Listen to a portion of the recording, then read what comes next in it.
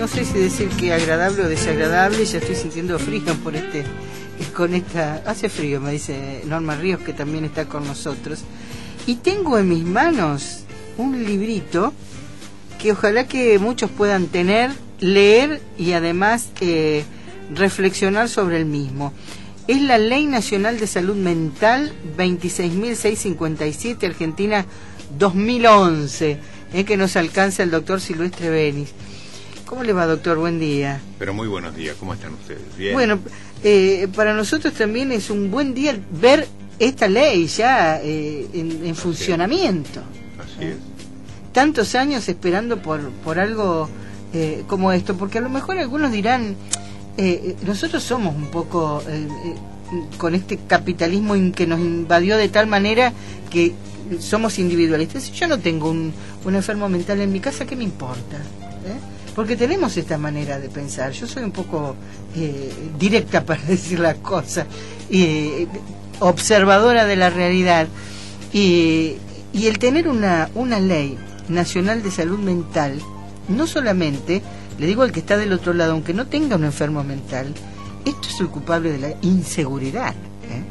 Sin ninguna duda, y por otra parte el que piensa de esa manera tiene un problema mental. Tiene un problema mental. Claro, que es la negación. Y esto también... No hay persona que no tenga algún pequeño trastorno de conducta frente a ciertas circunstancias. Y no hay enfermedad que no tenga un componente mental. De manera tal de que si tenemos 16 millones de personas que tienen algún tipo de sufrimiento, la gripe, un chico con temperatura que lo llevaron, lo dije hoy, a la guardia con convulsiones, le van a tratar la temperatura y las convulsiones y no van a tratar la angustia y el miedo de los padres que está afuera de que el chico quede con una lesión cerebral, epiléptico, o que vuelva a tener otra convulsión y otra fiebre, etcétera, etcétera. Toda esa angustia no la tratan. Esto es lo que vos estabas planteando recién, muy bien, ¿no es cierto? Qué interesante todos estos aspectos. Bueno, durante las últimas 10 décadas, 100 años, por lo menos, hemos estado negando la existencia de este componente, a pesar de que en el año 78 la Organización Mundial de la Salud dijo: salud es un estado de bienestar físico, psíquico y social. Se ha reconocido más la enfermedad social a través de la pobreza que la enfermedad mental como un componente del todo. Y entonces mucha gente cree que salud mental es una especialidad, como ginecología, como obstetricia, como pediatría o traumatología. No, salud mental es un componente indivisible, ¿no es cierto?, de la situación de enfermedad o de la situación de salud. Porque uno puede tener salud y miedo a tener un cáncer porque su abuelo, su papá, etcétera, tuvieron un tumor en el colon. ¿Me explico? Y entonces se va a hacer las colonoscopías, va a ir, si es prudente, y si es una persona inculta, seguramente va a llegar al gastroenterólogo cuando ya lo tenga el tumor hereditario de este tipo, ¿no? La tendencia. Entonces esta ley es una ley que se inicia en un tema de derechos humanos, y es una ley de derechos humanos. Hay 25.000 internados en los manicomios, en los que nosotros llamamos hospitales monovalentes porque se ocupan de un solo tema, que es salud mental. Y estas 25.000 personas fueron dejados de la mano de Dios. Es más, fue una política exprofeso para aislar al pobre, al negro, al originario, al individuo que quedaba feo en la sociedad. Esto es una cosa que fue una política nacional. Y siguiendo una costumbre internacional europea, ¿no es cierto?, de crear los manicomios para casualmente no ver toda esta parte fea de la sociedad. La Argentina se involucró con esta tendencia de traer la cultura europea, ¿no es cierto?, en tratar de civilizar con el blanco. Con el blanco. Y ahí todas las atrocidades que conocemos, la campaña del desierto, ¿no es cierto?, la persecución que tenemos, ¿no es cierto?, y la negación que hacemos en este momento de devolverle a los originarios parte de lo que fueron propietarios naturales, ¿no? Propietarios naturales. Pero de cualquier manera, esta ley se plantea a estas 25.000 personas reconocerles derechos. El 40% de ellos estaba sin documentación y desconociendo nosotros el origen de esta gente, quién lo trajo, cuándo lo trajo, qué estuvieron haciendo, ¿no es cierto?, durante estos 20, 30 años que han estado internados, cuáles son sus parientes, a quién tenemos que hablar para ver si se puede resocializar en la familia o en su provincia, en su cultura, ¿no es cierto? Bueno, toda esa tarea se está haciendo, pero además aparece rápidamente que no son 25.000 personas solamente las que tenemos como destinatarios de la ley, que hay 2 millones de neuróticos, de individuos que a través de cómo viene la sociedad, con la dinámica competitiva, ¿no es cierto?, y este tema del que no tiene trabajo, del que tiene trabajo en negro, que no le reconocen la obra social o cosas por el estilo, hay 2 millones de personas que tienen patologías que merecen atención, y los recursos que nosotros le estamos ofreciendo son insuficientes y mal preparados. Y ni hablemos de adicciones. En adicciones hay muy poca gente formada. Sí. Y estamos trabajando en este momento aceleradamente en constituir equipos multidisciplinarios para poder llevarlos a los barrios, a las salitas que se llaman SIC, los Centros de Integración Comunitaria, de los que hay 300 en el país ya inaugurados, y antes de fin de año deberíamos tener cubiertos 180, pero recién hemos cubierto 116. 50 en Misiones, 35 en Chaco, ahora 7 en la zona sur de la provincia de Santa Fe, faltan 12 en el norte de Santa Fe, cubierto 4 en Mendoza, 3 en Río Negro, etcétera. Vamos sumando. Y son equipos, y esta es otra cosa que la ley trae, no hay atención individual profesional, sino multidisciplinaria. Multidisciplinaria para internación no voluntaria, multidisciplinaria para la contención en los barrios, multidisciplinaria en todos lados. Tanto que no vamos a formar más residentes en psiquiatría o residentes en psicología o en enfermería universitaria. Formamos residentes en equipos multidisciplinarios. Es toda una revolución docente, digamos así, universitaria. Es decir, estamos preparándonos fuertemente y aceleradamente frente al déficit que hemos tenido en el tema de salud mental. Sí, y cuando yo abría la nota diciendo que esto también es el tema de inseguridad que tanto se proclama, y es debido a, primero, la inseguridad que está sufriendo esta gente, porque están en nada, están solamente les dan una pastilla tranquilizante y ahí están. No se les permite salir de su encierro en su propia mente, ¿no? Y también en esto tiene que ver las adicciones. ¿Dónde va un chico que quiere salirse de su adicción? Que los padres lo quieren sacar de su adicción. Lo difícil que es orientarlo, generalmente son entidades privadas que se ocupan de esto, y no hay una normatización. Cada uno hace según lo que supone que es lo mejor. Claro. Algunas tienen algún grado de efectividad mayor en ciertas adicciones y otras fracasan rotundamente. Yo creo que también la persona que trata con adictos, la persona que quiere ayudar a una persona adicta, también necesita ayuda, porque no es fácil tratar con un adicto, soportar las depresiones que, o sea, un montón llegan hasta incluso a querer suicidarse, muchos intentos de suicidio en muy poco tiempo. Es un trabajo complicado también para la persona que quiere ayudar al adicto. Claro.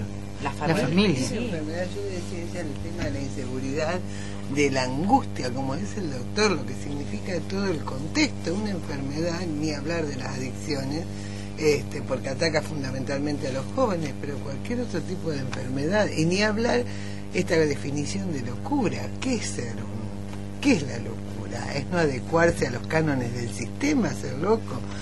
¿Qué es? Decir, ¿quién puede definir tan fácilmente para encerrar a alguien? Por eso me encantó lo que usted planteaba. Creo que estaba claro lo que era el encierro para un montón de gente, distinta para lo que se buscaba en un momento histórico y se sigue de alguna manera buscando, ¿no? Que es el control. Es exactamente el como control lo estás social. planteando. Como lo estás planteando. Es un poco el que está por fuera de lo que son los cánones de la sociedad. Claro. Bueno, la ley establece que la internación es el último recurso, solamente cuando se fracasa o cuando hay riesgo para sí mismo o para terceros. Y entonces la internación además no puede ser prolongada y tiene que determinarla. La internación puede establecerla, la no voluntaria puede establecerla un juez, pero el alta que antes le correspondía al juez, ahora solamente lo pueden dar los médicos, por ejemplo. Es un tema sanitario, un tema de salud. Está bien, el juez, frente a una denuncia policial, un individuo que está agresivo, ¿no es cierto?, que ha golpeado en su familia, etcétera, etcétera, macanudo, dice, es peligroso para terceros, internenlo. ¿Él resuelve dónde se va a internar? No, tampoco. Tiene que verlo un equipo multidisciplinario dentro de las primeras horas de la internación y decidir si corresponde la internación y dónde corresponde y qué tipo de tratamiento tiene que hacer. Es decir, hoy está como protegido. El otro tema del loco, el loco definido según el Código Civil y Vélez Sarsfield, imagínense, fines de 2 siglos atrás y principios del siglo XX, el loco era o loco total o sano. Claro. No había situaciones intermedias, no existía la neurosis, no existía la psicosis, no existía el drama coyuntural frente a un drama, es decir, tuvo un accidente y se murió la esposa y los 3 hijos y el tipo quedó solo, o quedó un chico solo, etcétera.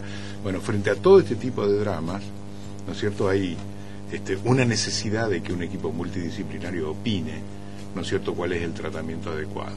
Pero además la defensoría, la justicia hoy, esta ley establece la obligación de que tenga un defensor.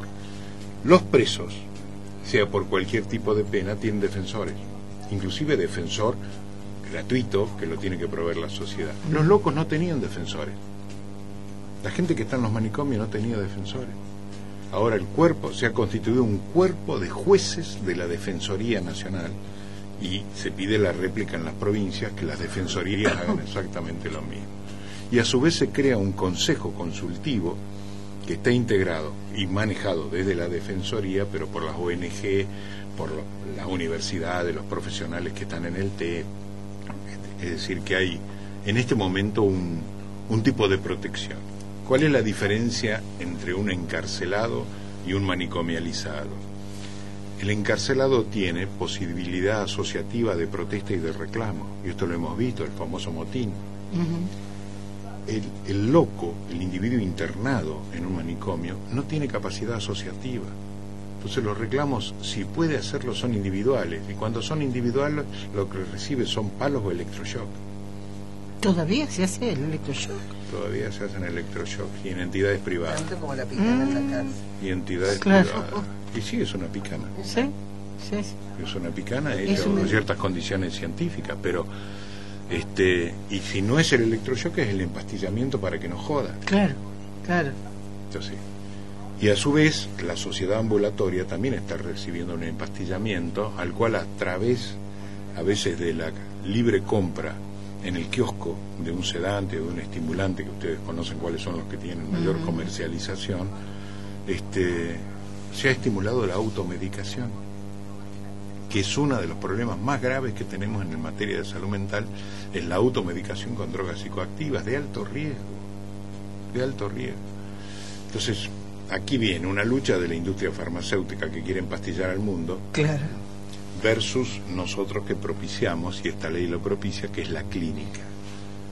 ¿Qué tiene de virtuoso la pastilla? Es la inmediatez del resultado. ¿Qué tiene de inconveniente? Lo efímero de la duración del efecto. Si una pastilla a las 6 horas te dejó de hacer efecto y tenés que volver a repetirla. Entonces, eso es negocio para la industria, pero no resuelve el problema, resuelve el síntoma.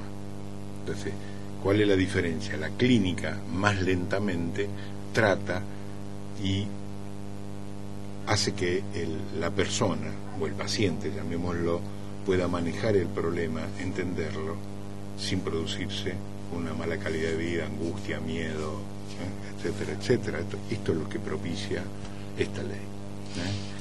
El día lunes, si ustedes me permiten, Sí. el 31 de octubre, en la sede de SADOP, que realmente es un gremio que nos brinda y ha creado un lugar con un ámbito ideal para las charlas y para las conferencias, etcétera, ahí en Montevideo 1567 a las 19 horas, mejor dicho, a las 18 deberían estar ustedes en una reunión de prensa, son invitados, y vienen las 3 autoridades con mayor responsabilidad nacional. Viene el autor de la ley, el diputado mandato cumplido Leonardo Borbax, viene el director nacional de salud mental, Yago Dinela, una máquina de de producir actividades, un tipo que realmente fue un hallazgo, ¿no? Y viene Alberto Calabrese, la autoridad máxima que asesora la jefatura de gabinete en materia de adicciones. Bueno, tenemos ahí todo un damero, en 2 horas va a ser seguramente insuficiente para tratar el tema, pero sí para darle un gran impulso a que la gente esté informada y tenga conocimiento, ¿no es cierto?, no solo sobre el tema, sino lo que se está haciendo y qué se espera de la comunidad. Porque la prevención en materia de salud mental, como en cualquier otro aspecto, lo tiene que hacer la sociedad, claro, la comunidad. Acá los médicos poco podemos hacer en ese sentido. Son las condiciones laborales, las condiciones de trabajo familiar, etcétera, todas las cosas que previenen tanto el tema de las adicciones como el tema de la salud mental, ¿no? Nos ayuda mucho. Así que el 31 ahí, 18 horas, va a comenzar con una conferencia de prensa para los medios. A las 18 para los medios. Y después continúa. Ustedes ya habían comenzado con este foro, con el doctor Perichón, con una charla interesante que hicieron desde los dos lados, tanto usted como el doctor Perichón, y esto ha dado resultados como esta ley, ¿no?, nacional de salud mental. ¿Van a seguir trabajando en esto? ¿Van a seguir trabajando en la salud? Y acá nos pregunta una señora Clelia de Zona Sur. No sé por qué le pregunta para el doctor Silvestre Beni. ¿En qué quedó el tema de las privadas para que puedan tomar clientes de edad avanzada? ¿Qué se refiere a las privadas? A las prepagas, supongo. A las prepagas, debe ser, ¿no? No sé por qué le hace a usted esta pregunta. Hay una... Bueno, en materia de novedades legislativas tenemos muchísimas, señora. Entre ellas ya hay una ley de reglamentación de las prepagas que obliga a tomar a los pacientes sin analizar sus antecedentes ni tener que declarar. Declaran simplemente la patología previa, pero no es una causa de no tomar al paciente. En última instancia, a las personas por encima de cierta edad se les puede calcular una cuota según usted sabe, y esto es cierto también, no podemos dañar a las prepagas, ¿no es cierto?, en cuanto a que las personas mayores de 60 años consumen 6 veces más que un adulto de 30. Entonces, ese consumo tampoco puede estar en la cuota de una persona de 30 años, pero sí hay un tema que la protege. Cualquier cuota que se discuta con una persona mayor de 60 años tiene que presentarla a la Superintendencia de Servicios de Salud y que sea aprobada. De manera tal que tiene usted un filtro, una manera por lo cual se evitan los abusos, digamos así. Muy bien, contestada, Clelia, quiero creer, ¿no? Es tan claro el doctor Silvestre Beni cuando nos explica las cosas que entendemos perfectamente todo, ¿eh? Bueno, me alegro muchísimo. Bueno, lo esperamos en una próxima visita. No piensa así mi mujer, le digo, ¿eh? Ah, ¿no? No. Hay que ver cómo se lo dice eso, usted a su señora. La que clara es ella, y yo entiendo perfectamente las órdenes que me da. Ah, eso sí. Bueno, ya está, con eso ya está, ¿eh? O ahora mandamos las mujeres, ¿eh? Sí, cada vez más. Cada vez más. Pruebas al canto. Claro. Este domingo nos mostraron bastante. Nos mostraron que así es. Qué respuesta, ¿no? Y por otra parte, América, ¿no? ¿Sí? Pensemos en la presidenta de Brasil, en Bachelet, ¿no es cierto?, en Chile. Es decir, qué lindo esta igualación de los derechos, ¿no? Sí. Qué importante, ¿no? Que a nadie le interesa demasiado el género, sino que lo que lleve adelante. Sí. Y la fuerza para llevar adelante todas las cosas. Exactamente. Bueno, que tenga buen día, doctor. Muchísimas gracias. Muchísimas gracias. Gracias por el chocolate. En realidad voy a volver por el chocolate, además por la charla. Usted está escuchando Radio Gran Rosario 88.9, la de mayor alcance, la más profesional, la de mayor audiencia. Radio Gran Rosario.